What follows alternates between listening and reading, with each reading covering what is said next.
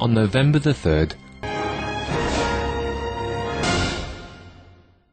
100 years ago in America, less than 4% of the population died of heart attacks, which is now close to 40%. And even in the UK today, more than 50% of the population is dying of heart attacks and strokes and these diseases of nutritional ignorance. And more people are dying of these diseases of nutritional excess compared to people that are starving from not enough calories. So you can just look at this slide, the prevalence of diabetes worldwide and how it's exploding. And it doesn't have to be. We're eating too many calories, and fat is a biological living mass that produces hormones that accelerates the rate at which heart disease develops and increases your risk of cancer. Fat on the body is dangerous. And one of the themes of this presentation right now is that the micronutrient deficits from eating processed foods and animal products with the insufficient consumption of plant-derived phytonutrients from natural whole plant foods drives overeating behavior. Let me say that one more time.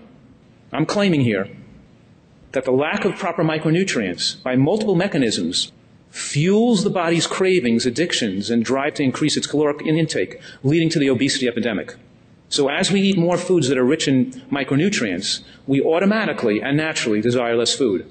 So we're talking about people requiring less and desiring less as a means of controlling their health and their weight.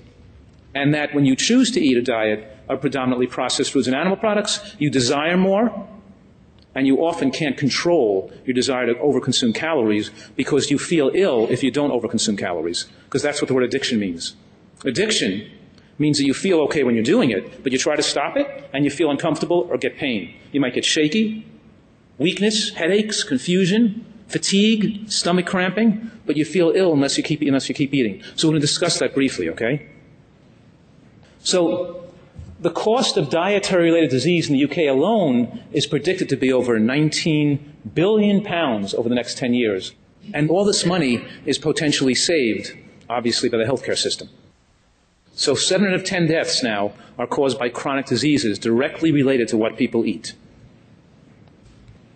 Now, both heart disease and cancer together, because it's not one diet that causes heart disease and strokes and another diet that causes cancer. The same diet that leads to the reversal and protection from heart attacks and strokes is the same diet that will prevent people from getting cancer, right? And we know that if we look at a lot of the studies, we're finding out when you're having the food served to you, all the cupcakes and all the white flour and sugar you're eating, those just aren't micronutrient deficient. They cause the body to build up toxic waste products, like free radicals, like advanced glycation end products. You're eating foods that cause obesity, diabetes, and cancer. You're eating yourself on the way to a shortened lifespan. We have to recognize that the proper diet here to prevent disease has to be rich in natural plant foods, and we have to understand plant foods give us the most protection, right? So we're talking here about eating a diet rich in natural foods, and vegetables, of course, afford the most protection. And the foods that are highest in micronutrients, of course, are green vegetables, right? So what's the food that's most powerfully linked to the protection against heart disease? In other words, what's the food that you would eat the most of to reverse and protect yourself from heart disease? And the answer is green vegetables. The foods would have the highest micronutrient per calorie density. What's the food that would offer you the most protection against cancer of all foods? And the answer is green vegetables, right? The foods that mostly the primates eat. If you followed a primate like a monkey around in the woods with a telephoto lens, looking for everything they ate for the month, and scientists do that, go back to the laboratory and calculate exactly what they eat, they find they consume 15 times as much of the micronutrients compared to the RDIs that Americans and people are not consuming and are not even meeting those basic requirements set by governments. We're not even meeting those requirements, anywhere near meeting them. Yet the wild animals in the woods consume 10 to 20 times that much because their diet is so rich in these very high phytonutrient green vegetables. And of course, we're talking here about the power of seeds and berries and mushrooms and onions to have factors that actually prevent the expression of the gene defects that could lead to cancer. When you have a diet rich in mushrooms and onions and green vegetables, those gene defects that may increase the risk of breast cancer or colon cancer or prostate cancer are suppressed by the high intake of the phytochemicals. The human body has been designed in a manner to protect itself against these diseases. It already has the right mechanisms. We are a miraculous, self-healing, self-protecting machine designed to live essentially from birth to an uneventful death and we could live 15 to 25 years longer than we're living today by putting into action these advances in modern nutritional science. One advance here, again, is the fact that seeds and nuts protect against sudden cardiac death. Most people consume 400 calories a day from oil. Now, I'm saying here that walnut oil is not the same thing as a walnut, and almond oil is not the same thing as an almond. When you eat the whole food, when you get your fat from the whole food, like nuts or seeds, it has marked effects to stabilize the heart against irregular heartbeats. As opposed to gaining weight with oil, because that 120 calories a tablespoon gets absorbed very rapidly and stored away in the body as fat. When you take the fat from a whole food, like an almond or a walnut or a sesame seed, all those calories aren't biologically available. The sterols and stanols, like a sponge, bind the fat in the stool so it's excreted, and it actually sucks some of those negative fats, like LDL cholesterol, out of the body from the bloodstream back into the digestive tract for removal in the stool. We're saying here that nuts and seeds actually help prevent and reverse diabetes and help prevent and reverse heart disease and have beneficial effects on both morbidity and mortality. So one key element here is getting less fat from processed food and more fat from whole natural plant foods like seeds and nuts. Now, one of the recent findings in the modern nutritional science is that we shouldn't eat excess macronutrients like fat, carbohydrate, and protein, right? But one of the most critical nutrients to focus on here is protein, because we've been brainwashed or educated with wrong information. For some people, they kind of thought that protein was to be held in such high esteem because it facilitates growth and promotes growth hormone, right? But now we're finding that the more growth hormone, and especially IGF-1, the insulin-like growth hormone that's produced by the excess consumption of animal protein, is one of the primary factors leading to the tremendous increase in risk in breast cancers and prostate cancers and colon cancer. In order for people to maximize their opportunity for longevity, we have to make sure they don't consume too much of high biological protein, because the more high biological protein you eat, the higher your insulin-like growth factor 1 will be, and the stronger the risk of breast cancer and colon cancer. And it's this factor alone that accounts for some of these major explosion in the rates of breast cancer and prostate cancer in the last 50 years in modern countries. Because protein was brainwashed or advertised to us as being a favorable nutrient, and we thought it represented wealth and health, and we tried to consume more of it, and we've wound up causing an epidemic of cancer because of it. So animal protein raises cholesterol, and plant protein lowers cholesterol, right? Animal protein promotes cancer, and plant protein, of course, reduces the risk of cancer. And also when you get your protein from plants, especially green plants that are largely protein, right? Then you're getting a high package of high antioxidants and phytochemicals and fibers that are so protective against disease. The ANDI scores, the word ANDI stands for Aggregate Nutrient Density Index, is a tool to help direct people to easily recognize what foods have the most micronutrients. So all I did here to devise the ANDI scores was to add up 23 nutrients that are well studied, right? Nutrients like vitamin E, vitamin C, selenium, zinc, B12, right? Folate. We took the 23 nutrients and we added them up to give each food one number so people could easily see one number instead of 23 different numbers to get an overall feel, right, for how much micronutrients they contain. And the nice thing here about the ANDI scores is that the foods that are rated highest in the measurable micronutrients, because don't forget there are thousands of unmeasurable micronutrients. We can't measure all of them. But the foods that are highest in these measurable micronutrients are also the highest in the ones we can't measure as well. Now, of course, it shows that, comparing white pasta and white bread to a vegetable, it's not, the vegetables aren't 10 times as much nutrients, they're 100 times as much nutrients, right? And you can see that animal products and processed foods are relatively low, and I think that's the main focus here of the ANDI scores, and the main benefits are to show and demonstrate how powerful vegetables are at earning people the micronutrients they need to fuel not just adequate health, but excellent health, right? And the ANDI facts, these are the 23 parameters which the ANDI scores measure, so we can help direct people to make better food choices. Now, putting together a food pyramid for nutritional excellence, and I call it a nutritarian diet or nutritarian food pyramid. I coined that word nutritarian to help people distinguish the type of food they're going to be trying to strive to eat. I'm claiming here that it's not just the explosion of animal products, though that's a big part of it, but it's also the tremendous explosion of processed foods that comprise such a large percent of modern diets that is accountable and resulting in this epidemic of chronic disease we see in the modern world. So if we're going to make a pyramid for people who want excellent health, what should we put at the base of the pyramid? Shouldn't we put the foods that have the best association with long life? Shouldn't we put the foods at the base of the pyramid we want people to do the most of?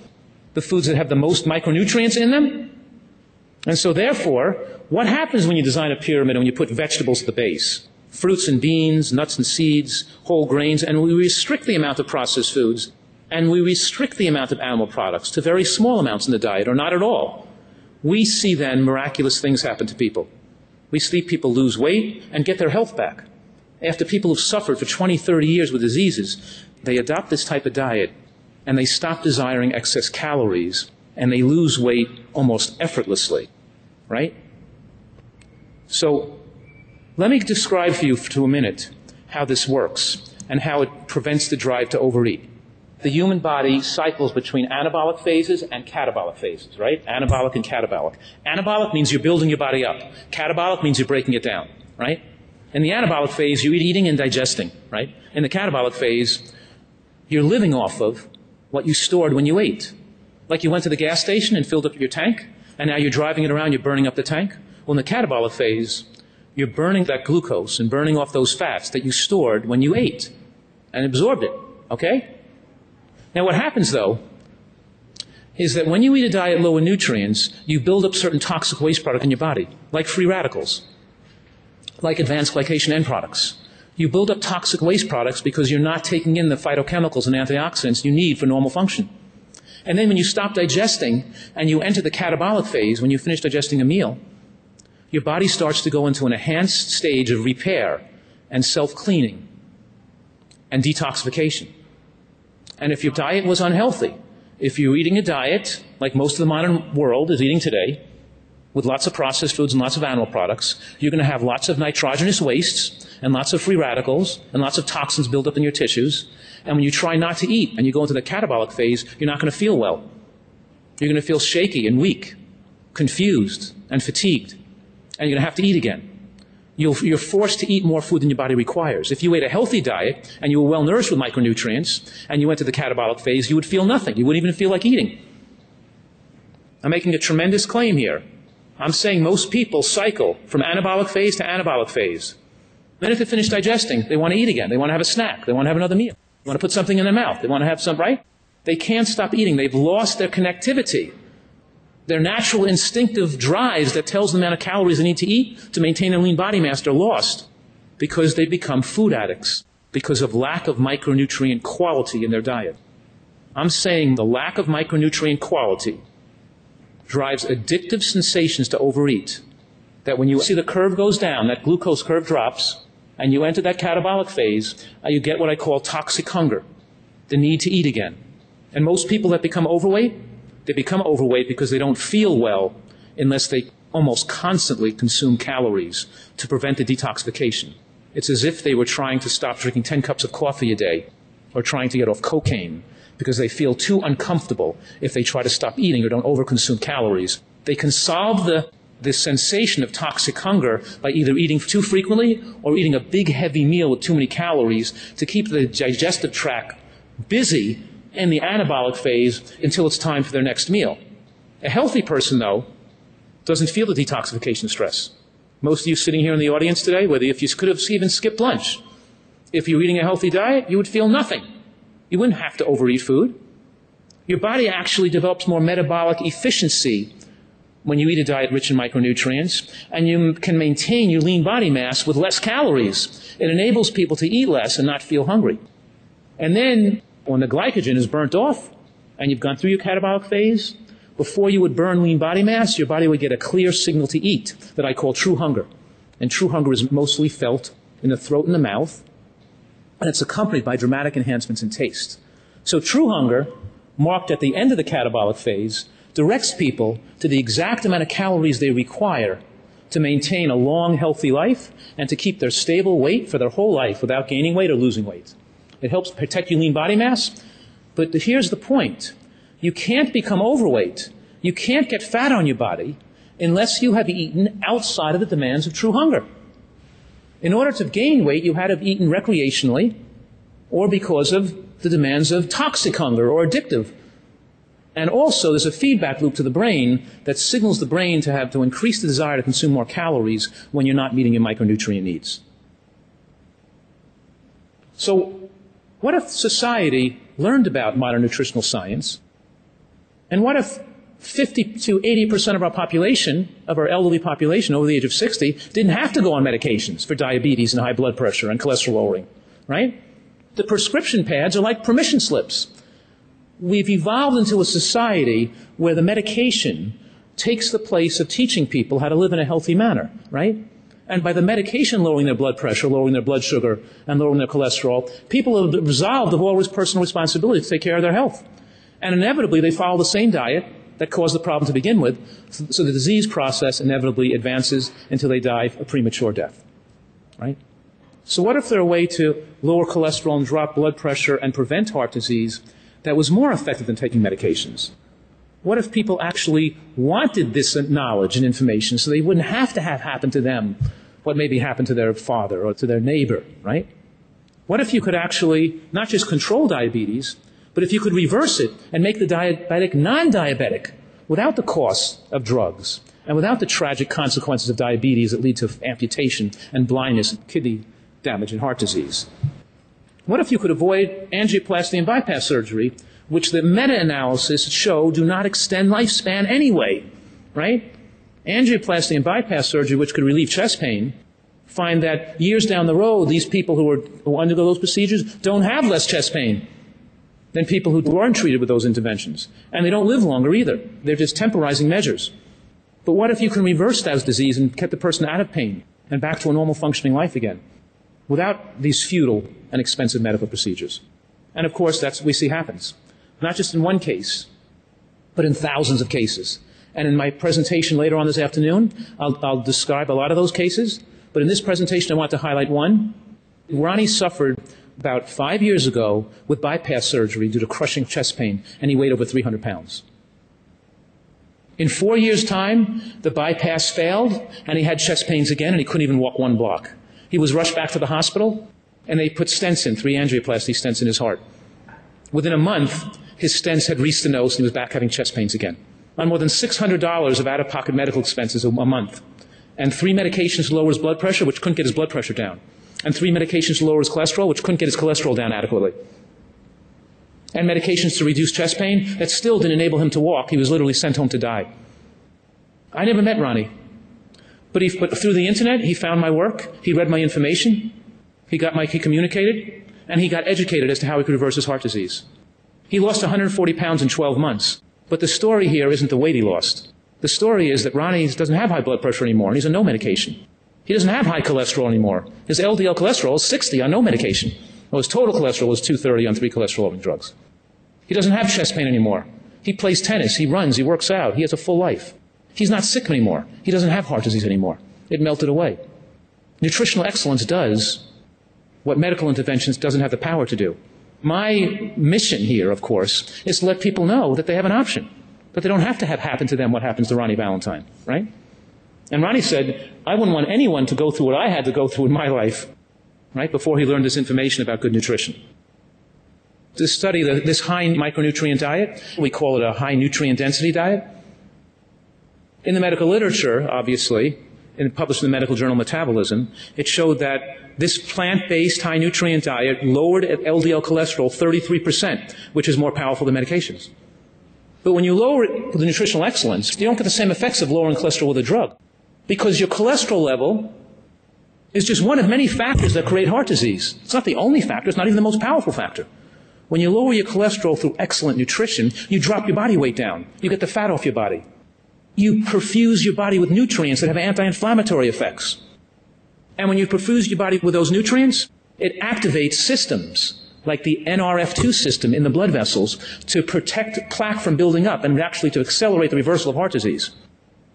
The nutrients have beneficial effects, and it lowers your blood pressure, of course, too, but then these micronutrients have beneficial effects way and above outside of what can be accomplished by cholesterol-lowering medications.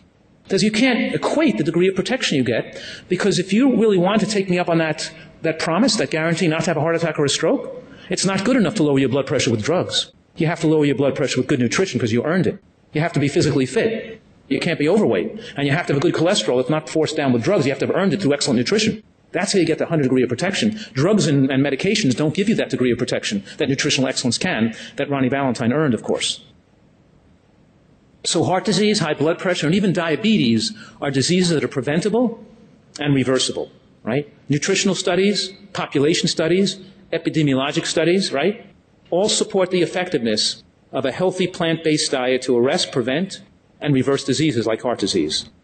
And I've been in practice more than 20 years, treating hundreds and hundreds of patients, not just with diseases of high blood pressure and high cholesterol, but people who had high blood pressure and high cholesterol with advanced heart disease. People who had chest pain, people who were told they needed to have urgent bypass surgery or urgent angioplasty, who instead chose the nutritional approach. And within months, their pains melt away as they lose weight, as they eat healthy. Right? In the same amount of time, this person could have been evaluated with a stress test, with the angiogram or catheterization, and then go through bypass and rehab after that expensive and invasive procedures. In that same amount of time, a few months later, the people are already feeling better, and their chest pains are going away, and they're well without those invasive and expensive procedures. So nobody needs to die of a heart attack. You don't have to have strokes. Dr. Esselstyn, a very renowned physician in the United States, did a series where he followed over 50 people for 17 years, and he followed these individuals who had very advanced heart disease. They weren't just regular people with high blood pressure. These were people who had heart attacks, who had blockages, and he followed them for 17 years, who followed an excellent plant-based diet, and he found that in this group, these people didn't have future heart attacks. Likewise, a similar group of people followed for the same amount of years had multiple cardiac events, emergency room visits, expensive medical care, going back to repeat surgeries and interventions. Likewise, Dr. Ornish's work showed the same thing, that as these studies are done, we find that heart disease is not only preventable, but it's reversible. And it's reversible to the extent that you use modern nutritional science to have the most optimal diet style possible. And if you have a disease like diabetes or heart disease or high blood pressure, my question to you is, how excellent is your diet? Are you taking advantage of modern nutritional science to do everything you can? Or are you just relying on popping a pill as your disease is likely to continue to worsen? A nutritarian's diet is vegetable-based, not grain-based, not based on oil and white flour. It's based on, of course, green vegetables, mushrooms, onions, lots of fruits, beans, seeds, nuts. Oil is used sparingly. Animal products could be done in a vegan diet or one you use very tiny amounts like a condiment. But the animal products have to be dropped down dramatically to get the full benefits and lifespan advantages that are available to people today. It's focused on nutrient-dense calories. And the question is, our best minds, our best chefs, can we make nutrient-rich food taste fantastic? Can we make eating pleasurable, more pleasurable, and protect our health at the same time? Why not, right? Why not have great taste, great fun, and great health together? Why not take advantage and have the best health possible, right? Well, it seems as if people, they're so addicted, they're so afraid of food being taken away from them, that they'll shovel things in, processed meats, barbecued, luncheon meats, fried foods, white flour products, sugar, cupcakes, donuts, crackers, any kind of thing in their mouth, regardless of the effect on its health. The most important knowledge that people could have to control their personal health destiny, more important than wealth, is your health. What good is wealth if you don't have your health?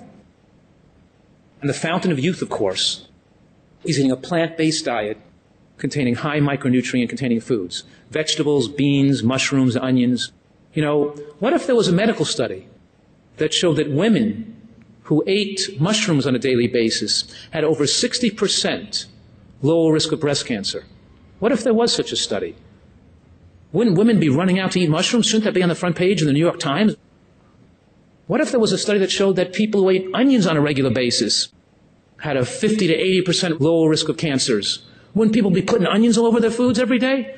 What if there was a pill from a drug company that can do that? Wouldn't that drug company be making billions of dollars? Every person be paying £1,000 a month to consume those pills to prevent cancer? What if there was a study that showed people who ate green cruciferous vegetables like broccoli and bok choy and kale had dramatically low rates of cancer, even better than mushrooms and onions? Well, these studies exist. These studies are true, right? We have the evidence right now that natural plant foods have dramatic and powerful effect to afford people a unique opportunity to win the war on cancer and to win the war on the chronic diseases that afflict the modern world, that afflict the world today. All right? So we're talking here about grossly limiting significant limitations on eating foods that are detrimental to our health. The point here is that we have to change the way we see food, and we have to recognize that natural foods, whole natural foods grown by the earth, already have been designed with the perfect substances to fuel human species with the ability to live a long, protective, and disease-free life. So I'm offering you that opportunity. Thank you.